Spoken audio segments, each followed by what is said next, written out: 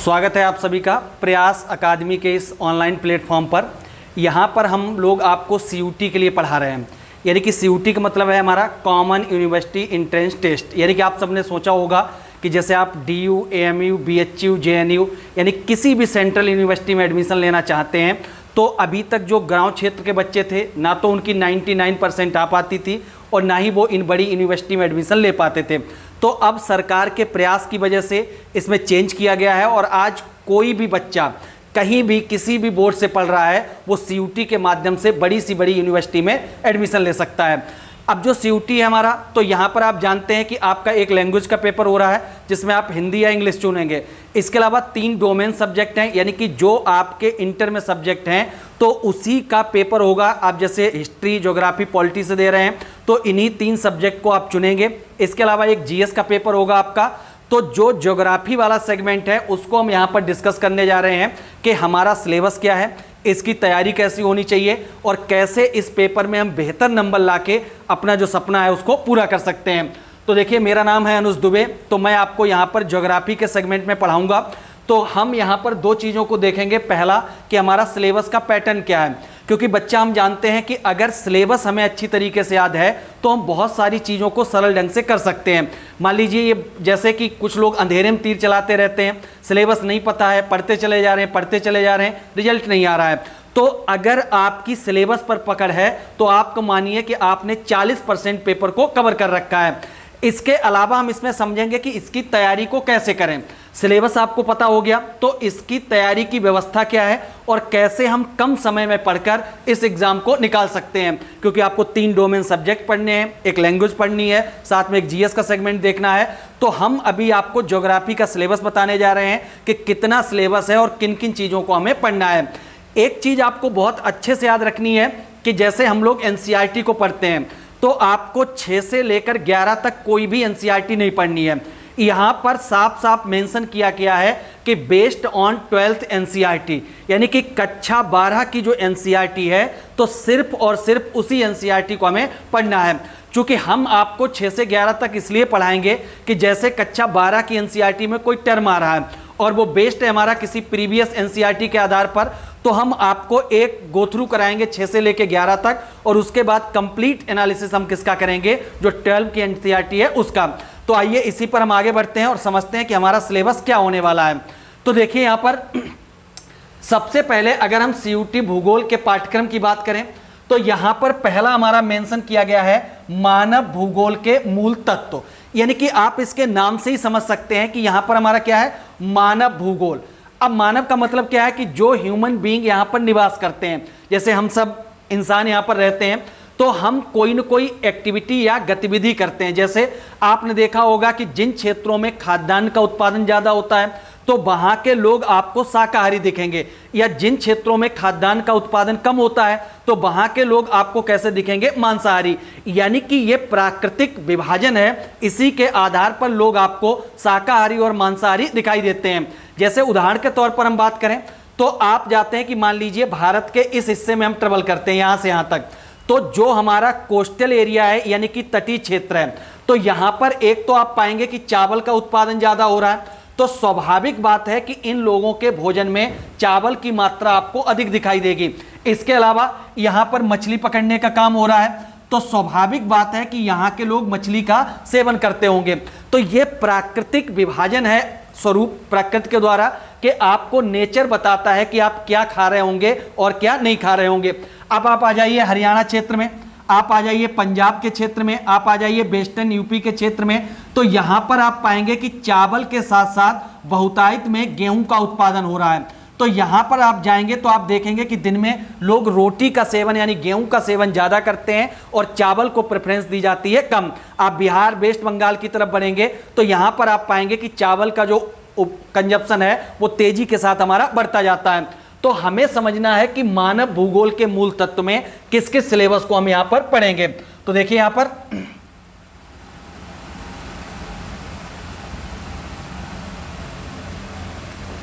सबसे पहले यहाँ पर इकाई का विभाजन किया गया है, यानी कि यूनिट दी गई है। यह है यूनिट 1, यानी कि इसको 2 भाग में बांटा गया है।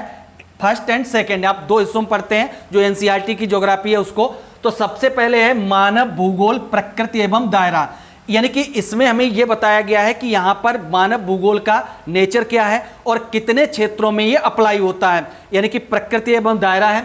दूसरा हमारा दिया गया है यूनिट सेकेंड, और इसमें दिया गया है लोग, यानी कि मानव भूगोल के अंतर्गत जो लोग निवास करते हैं तो उनमें विश्व की जनसंख्या कितनी है, यानी कि कितने लोग यहां पर निवास करते हैं, जनसंख्या में परिवर्तन कैसे हो रहा है। जैसे हम अभी भारत की बात करें तो हम देखते हैं कि भारत की जनसंख्या तेजी से बढ़ रही है, तो इस बढ़ती हुई जनसंख्या के पीछे कारण हमारा क्या है।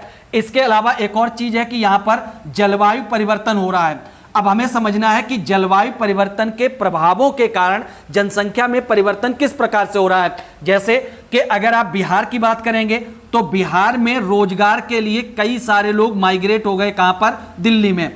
तो हम ये कह सकते हैं कि बिहार की जनसंख्या कम हुई है और दिल्ली की जनसंख्या बढ़ गई है। अब इसके पीछे जो कारक काम कर रहा है वो हमारा क्या है कि ये रोजगार की वजह से बिहार से माइग्रेट हुए हैं, कहां पर, दिल्ली की तरफ। अब अगर भारत की जनसंख्या की बात करें तो ये इक्वली दिखाई देगी, क्योंकि बिहार से लोग माइग्रेट हुए और कहां पहुंच गए, दिल्ली में। तो बिहार की जनसंख्या कम हुई और दिल्ली की जनसंख्या ज्यादा हो गई है। इसके अलावा आयु लिंग अनुपात, आयु लिंग अनुपात का मतलब है कि हम इसमें इस बात का एनालिसिस करते हैं कि किसी देश की जनसंख्या में किस आयु के लोग रहते हैं और किस लिंग के लोगों की संख्या ज्यादा है। इसका कारण हमारा क्या है कि जैसे भारत की बात करें अभी, तो भारत में अभी 40% युवा हैं, यानी कि 40% हमारे युवा हैं। अब ये 30 साल बाद युवा जनसंख्या परिवर्तित होगी, इनकी उम्र हो जाएगी 70 साल और 70 साल में ये ओल्ड एज की तरफ बढ़ जाएंगे। जब हमारी जनसंख्या सर्वाधिक मात्रा में ओल्ड एज से गुजर रही होगी तो हमें अपने यहाँ पर स्वास्थ्य संबंधी सुविधाओं को बढ़ाना पड़ेगा, क्योंकि उनको बीपी जैसे रोग होंगे, उनको नेत्र संबंधी समस्याएं होंगी, उनको हाई ब्लड प्रेशर देखने को, लो ब्लड प्रेशर देखने को मिलेगा। तो किसी भी सरकार के लिए ये डेटा बहुत काम का होता है कि उनके यहाँ पर आयु लिंग अनुपात क्या है। अब मान लीजिए आपके पास युवाओं की संख्या ज्यादा है तो आप रोजगार परक योजनाएं लेकर आएंगे जिससे सभी लोगों को काम मिल सके। इसके बाद है मानव विकास। तो मानव विकास का मतलब है कि जो आपके यहाँ पर मानव निवास कर रहे हैं तो उनका डेवलपमेंट किस क्रम में हुआ है, और पिछले 50 साल, पिछले 30 साल, पिछले 20 साल, यानी कि एक टाइम पीरियड में वहां के मानव का कितनी मात्रा में विकास देखने को मिलता है। तो हमारी सेकेंड यूनिट है लोग, और इसके अंतर्गत हम 4 टॉपिक को पढ़ेंगे।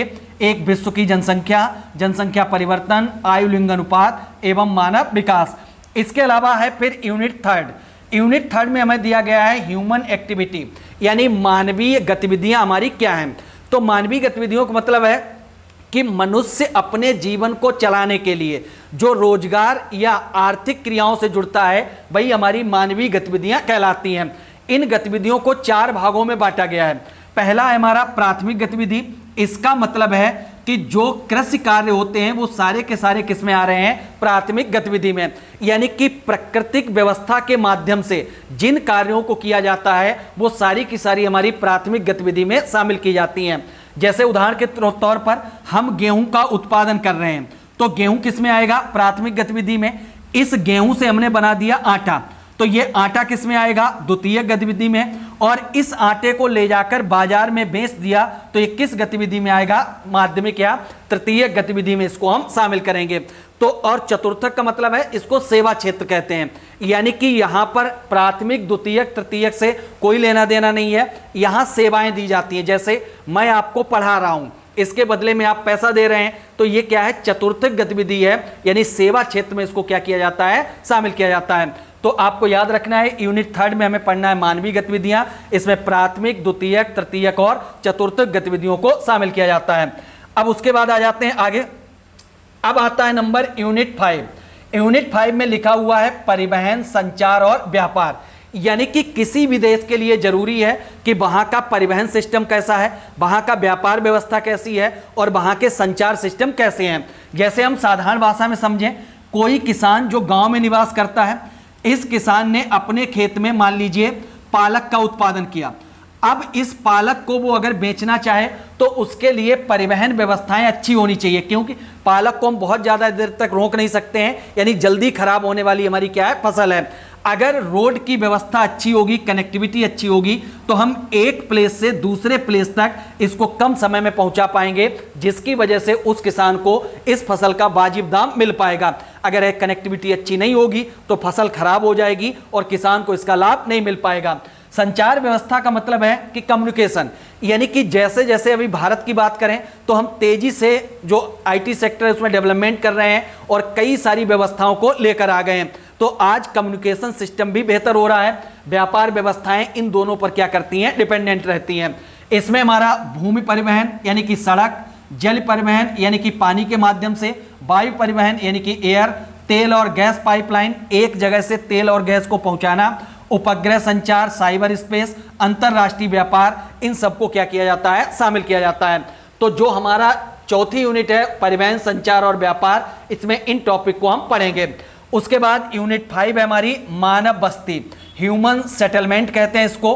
तो मानव बस्ती में हम पढ़ते हैं बंदोबस्त के प्रकार, यानी सेटलमेंट कितने टाइप्स हो रहा है। जैसे आप कहीं पर देखेंगे तो कहीं रोड है, उसके चारों तरफ, दोनों तरफ आपको इस तरीके से घर बने हुए मिल जाएंगे। आप किसी गांव में जाएंगे तो एक गली है, उसमें आपको इस तरीके से सेटलमेंट देखने को मिलेगा।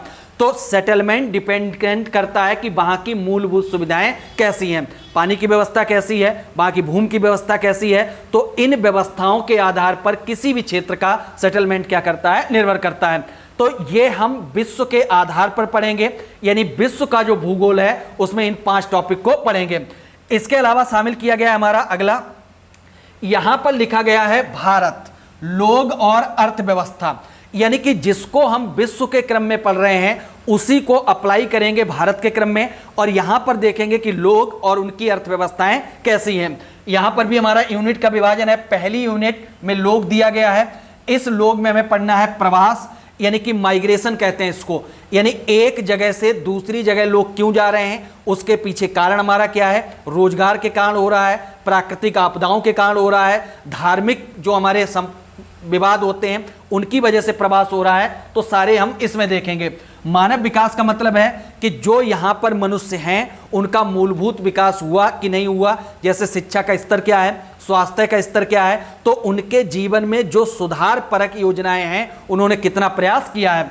जनसंख्या, पर्यावरण और विकास, तो यहां पर देखेंगे कि भारत की जनसंख्या कितनी है, कितनी तेजी से दर बढ़ रही है, घट रही है, पर्यावरण का प्रभाव इस पर क्या है और विकास कैसा है। इसके अलावा यूनिट 2 में हमें दिया गया है मानव बस्ती, ह्यूमन सेटलमेंट। तो 2 तरीके से, एक ग्रामीण बस्ती और दूसरी शहरी बस्तियां, क्योंकि आप जानते हैं कि भारत सरकार के द्वारा ग्रामीण और शहरी दोनों क्षेत्रों के लिए कई सारी योजनाएं चलाई जा रही हैं। तो यहां पर ग्रामीण बस्तियों का अध्ययन करेंगे, शहरी बस्तियों का अध्ययन करेंगे। यूनिट 3 में हमें दिया गया है संसाधन और विकास। तो संसाधन का मतलब होता है कि प्रकृति जो चीजें हमें गिफ्ट के रूप में प्रदान कर देती है वो सारे के सारे क्या कहलाते हैं, संसाधन। जैसे पानी एक संसाधन है, हवा संसाधन है, सूर्य का प्रकाश संसाधन है।